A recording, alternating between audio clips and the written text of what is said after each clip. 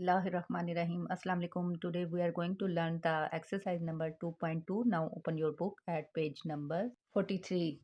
And the second question of this exercise is fill in the following blanks by stating the properties of real numbers used. अभी देखिए हमारे पास इधर equation एक given है, हमने इसको ही सोल्व करते जाना है और स्टेप बाय स्टेप हमने बताते जाना है कि हमारे पास इधर कौन सी प्रॉपर्टीज यूज हुई हैं।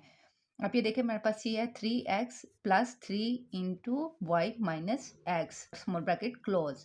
चलें अब ये देखिए फर्स्ट हमें ये दिखने में नज़र आ रहा है कि हमारे पास ये जो ब्रैकेट है, ब्रैकेट का मतलब होता है मल्टीप्लाई। ये जो 3 है ये अंदर इन दोनों वैल्यूज़ के साथ मल्टीप्लाई हो रहा है।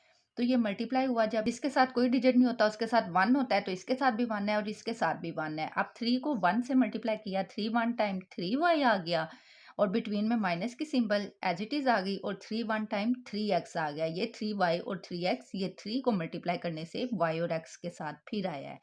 अब ये हमने बताना कि ये यहाँ कौन सी प्रॉपर्टी यूज हुई है। तो ऐसी कौन सी प्रॉपर्टी है जिसमें बाहर वाली रकम को अंदर वाली रकमों के साथ मल्टीप्लाई करते हैं। तो वो हमारे पास जो है वो हमारे पास डिस्ट्रीब्यूटिव प्रॉपर्टी है, जिसमें हम बाहर वाली रकम को पहले अंदर वाली पहली रकम के साथ मल्टीप्लाई करते हैं, फिर माइनस की सिंबल लगाते हैं और उसके बाद जो है वो सेकंड जो हमारे पास वैल्यू होती है उसके साथ बाहर वाली रकम को मल्टीप्लाई करते हैं। तो इट्स मीन कि यहाँ डिस्ट्रीब्यूटिव प्रॉपर्टी यूज हुई है। तो हम इधर लिख देंगे फिर इस ब्लैंक में डिस्ट्रीब्यूटिव, यानी कि इसमें डिस्ट्रीब्यूटिव प्रॉपर्टी यूज हुई है। अब ये देखिए नेक्स्ट स्टेप में हमने क्या किया है, हमने इन दोनों की एक्स वाले की और वाई वाले की जो जगह है उसको रिप्लेस कर दिया है, इंटरचेंज कर दिया हमने। यानी ये 3y की प्लेस पे हमने ये 3x ले आए हैं और 3x की प्लेस पे हम ये वाला 3y ले गए हैं।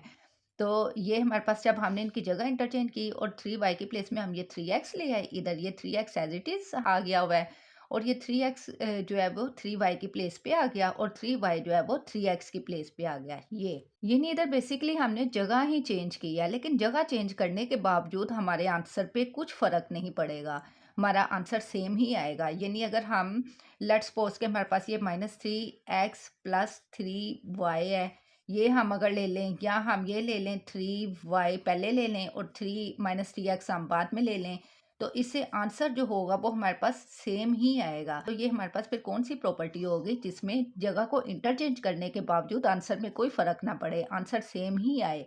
तो वो फिर हमारे पास होगी कम्यूटेटिव प्रॉपर्टी। तो हम फिर इधर लिख देंगे कम्यूटेटिव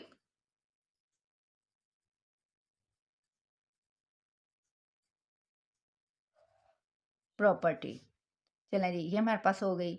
अब नेक्स्ट स्टेप में क्या किया गया है, नेक्स्ट स्टेप में ये हुआ है कि हमने इसको सब्ट्रैक्ट किया है, यानी +3x में से -3x किया है। तो हमारे पास ये फिर +3x में से -3x किया तो 0 आ गया और ये 3y एज इट इज़ है। तो अब ये देखें बेसिकली हमने इधर क्या किया है, हमने इधर सब्ट्रैक्ट किया है। आफ्टर सब्ट्रैक्शन हमारे पास फिर आंसर इन दोनों का क्या आया है, आइडेंटिटी आ गई है। अब अगर हम रियल नंबर्स के अकॉर्डिंग देखते हैं तो हमारे पास आइडेंटिटी सिर्फ एक ही प्रॉपर्टी में आती है। तो वो कौन सी प्रॉपर्टी है जिसमें हमारे पास आइडेंटिटी आती है, वो हमारे पास है एडिटिव इनवर्स। तो हम फिर इधर लिख देंगे कि यहाँ एडिटिव इनवर्स अप्लाई किया गया है।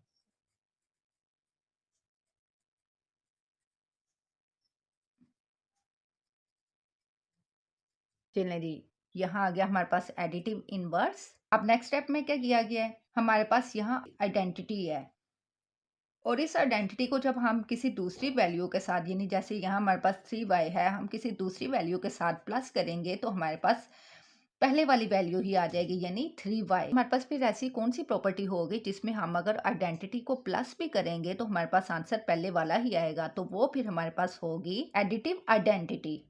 तो हम फिर इधर लिख देंगे एडिटिव